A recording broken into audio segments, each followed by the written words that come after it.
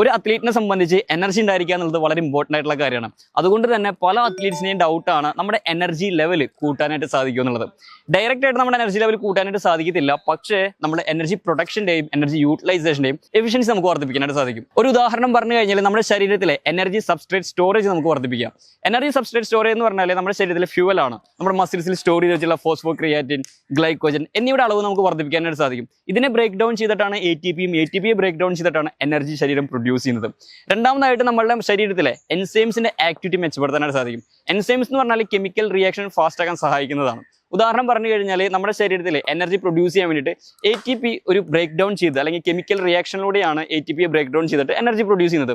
ഇവിടെ break down ചെയ്യാനായിട്ട് സഹായിക്കുന്ന എൻസൈമാണ് ATPs എന്ന് പറയുന്നത്. ഇത്തരത്തിലുള്ള എൻസൈംസുകളുടെ ആക്ടിവിറ്റി മെച്ചപ്പെടുത്താൻ സാധിക്കുന്നത് വഴി വളരെ ഫാസ്റ്റ് ആയിട്ട് നമുക്ക് കെമിക്കൽ റിയാക്ഷൻസ് നടത്താനായിട്ട് സാധിക്കും. മൂന്നാമതായിട്ട് നമ്മുടെ ഫാറ്റീഗിന് കാരണമാകുന്ന മെറ്റബോളൈറ്റ്സിന്റെ അക്യുമുലേഷൻ കുറയ്ക്കാം. ഒരു ഉദാഹരണം പറഞ്ഞാൽ നമ്മുടെ ശരീരത്തിലെ കെമിക്കൽ റിയാക്ഷന്റെ ഭാഗമായിട്ട് ഉണ്ടാകുന്നതാണ് ഹൈഡ്രജൻ അയൺ എന്ന് പറയുന്ന മെറ്റബോളൈറ്റ്.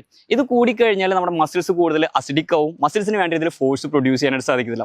അപ്പോൾ ഇത്തരത്തിലുള്ള മെറ്റബോളൈറ്റ്സിനെ നമുക്ക് കൺട്രോൾ ചെയ്യാനായിട്ട് സാധിക്കും. ഇതിനെല്ലാം വേണ്ടി നമ്മുടെ ശരീരം അഡാപ്റ്റ് ചെയ്യണമെന്നുണ്ടെങ്കിൽ നിങ്ങൾ പ്രോപ്പർ ട്രെയിനിങ് ആയിരിക്കണം, എനർജി സിസ്റ്റം ബേസ്ഡ്. അതുപോലെ തന്നെ പ്രോപ്പർ ഡയറ്റ് നിങ്ങൾക്ക് ഫോളോ ചെയ്യാൻ സാധിക്കണം. അതുപോലെ പ്രോപ്പർ റെസ്റ്റ് ആൻഡ് റിക്കവറി നിങ്ങൾക്ക് ഉണ്ടായിരിക്കണം. എങ്കിലാണ് ശരീരം വേണ്ട രീതിയിൽ എനർജി പ്രൊഡ്യൂസ് ചെയ്യാനായിട്ട് എഫിഷ്യൻ്റ് ആവുകയുള്ളൂ.